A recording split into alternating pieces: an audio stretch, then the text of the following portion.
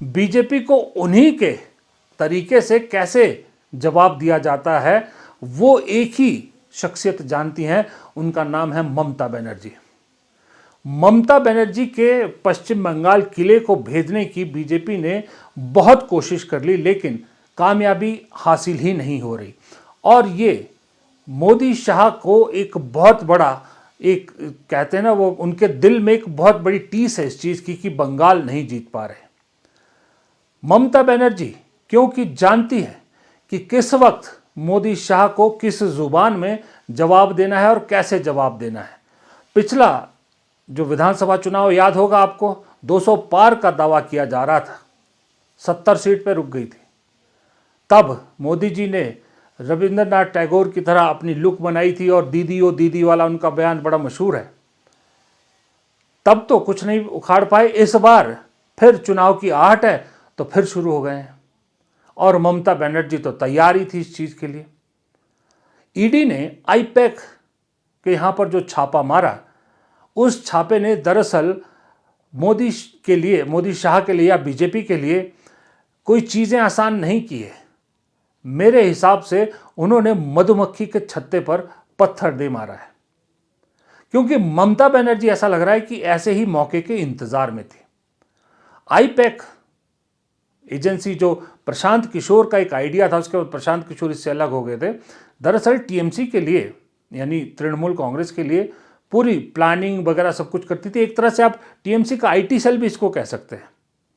उस दफ्तर में जब छापा पड़ता है ईडी का और ममता बनर्जी वहां अपनी स्टेट पुलिस लेकर पहुंचती है और ईडी के हाथों से कागज छीनकर, फाइलें छीनकर ले जाती है, इससे बदतर स्थिति किसी लोकतांत्रिक देश के लिए क्या हो सकती है, जहां केंद्र और राज्य सरकार के बीच इतनी टसल हो जाए कि केंद्र सरकार चुनाव के वक्त में निशाना बनाए किसी राज्य सरकार को, राज्य सरकार की मुख्यमंत्री जांच एजेंसीज के, सरकारी जांच एजेंसी के हाथों से कागज छीन के ले जाए, जो भारत के कानून के हिसाब से गलत है। या तो अब ममता बनर्जी गिरफ्तार होंगी, क्योंकि ईडी तो हाईकोर्ट पहुंच गई और ममता बनर्जी ने भी ईडी पर केस कर दिया है। अब सोचिए, अगर ममता बनर्जी पे हाथ डालती है सरकार, ममता बनर्जी गिरफ्तार होती है, तो पश्चिम बंगाल का चुनाव एक तरफा हो जाएगा। The party hard disk, the candidate list, the party strategy, the party plan. Is it the duty of the ED and Amit Shah, the nasty home minister, the naughty home minister, who cannot protect the country, and is taking away all my party documents? If I raid the BJP party office, what will be? What will be the result? They didn't have any guards.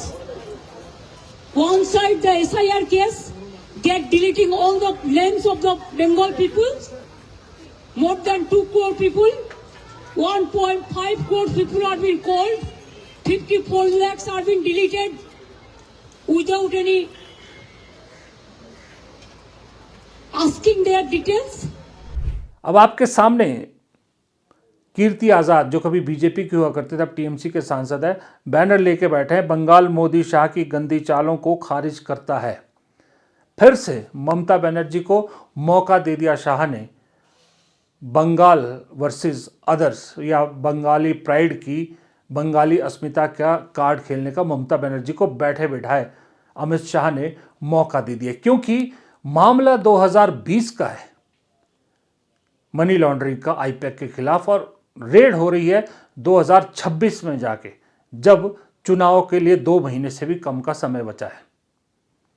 तो ऐसे में ममता बनर्जी के लिए किसी ने ठीक कहा है कि ममता बनर्जी जानती है कि इस लोहे को किस लोहे से काटा जा सकता है।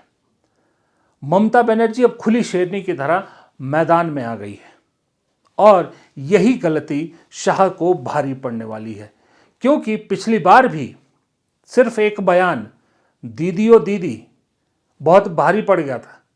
याद है आपको, ममता बनर्जी को चुनाव प्रचार के दौरान चोट लगी थी, वो बैंडेड लगे पैर के साथ प्रचार कर रही थी, और ज़्यादा तरीके से, मुझे लगता है कई बार तो मोदी जी से ज़्यादा ड्रामा करना ममता बनर्जी को आता है। ममता बनर्जी कहीं ज़्यादा बेहतर तरीके से जानती है कि लोगों के सेंटिमेंट्स कैसे जगाए जाते हैं, लोगों के सेंटिमेंट को कैसे कैश किया जाता है।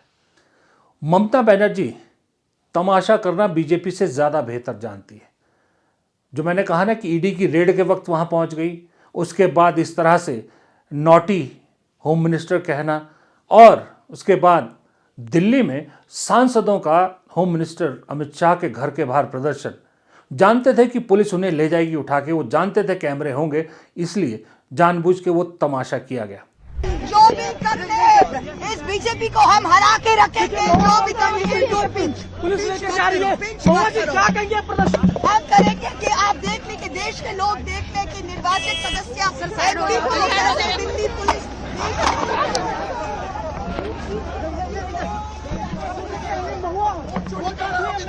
अब ये देखिए मेरे के ऊपर No, what are we doing? Look at this. You're seeing what is happening with Amit Shah's Delhi police. You're seeing what is happening to MPs. All our MPs have been picked up. Shut! Governor! No!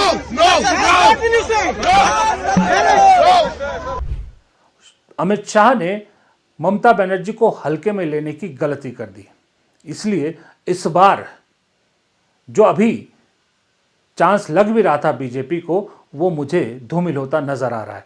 दरअसल कुछ लोग ये भी कह रहे हैं कि अमित शाह का इस तरह से एकदम से कार्रवाई करना फ्रस्ट्रेशन दिखाता है, और इस फ्रस्ट्रेशन की वजह यह है कि कोई भी एजेंसी का सर्वे हो, वो आज भी ममता बनर्जी की टीएमसी को 39% वोट और बीजेपी को 30% वोट दे रहा है, यानी 9% वोट का डिफरेंस बता रहा है, और ये डिफरेंस बहुत बड़ा है।